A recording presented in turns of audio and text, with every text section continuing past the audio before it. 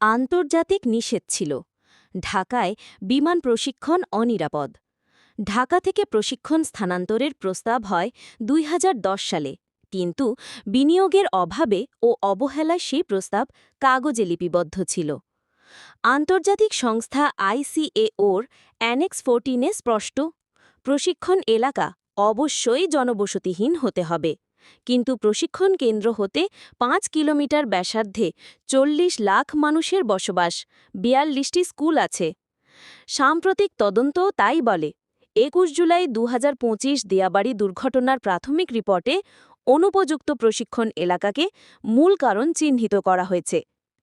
ঢাকার বাইরে ৬টি পরিত্যক্ত বা অপূর্ণ ব্যবহৃত এয়ারফিল্ড রয়েছে, যেগুলো প্রশিক্ষণ হাবে রূপান্তরযোগ্য।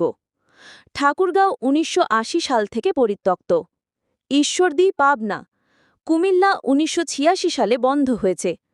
লালমনিরহাট, কক্সবাজার, সমুদ্র সংলগ্ন, জরুরি অবতরণে জীবনহানি ঝুঁকি শূন্য। বরিশাল, নদীপথ সংযোগ, দুর্যোগ ব্যবস্থাপনা প্রশিক্ষণের আদর্শ স্থল।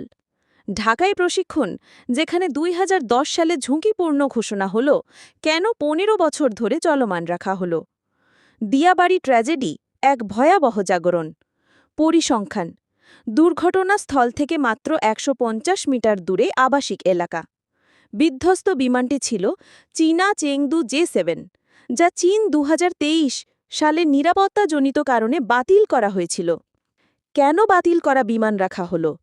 এই যে ২৫ শিশুসহ ৩৩ জনের মৃত্যু হল, এই দায় কার? এটা পরিষ্কার বোঝা যায়।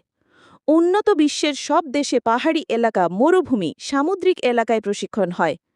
সুতরাং আর নয় ঢাকা বা জনবসতি স্থানে প্রশিক্ষণ। এখনই জরুরি স্থানান্তর। ঠাকুরগাঁও ও কুমিল্লায় অস্থায়ী প্রশিক্ষণ ইউনিট চালু।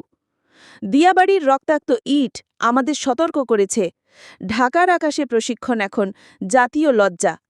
আসুন পরিত্যক্ত এয়ারফিল্ডগুলোকে জীবন রক্ষার ল্যাবে রূপান্তর করি, যেখানে পাইলটরা শিখবে কিভাবে আকাশে প্রাণ বাঁচাতে হয় ও আগামীতে দেশকে নিরাপদ আকাশ শত্রুমুক্ত দেশ রাখতে বিমান বাহিনী আমাদের সাবেক অহংকার ফিরে আসবে।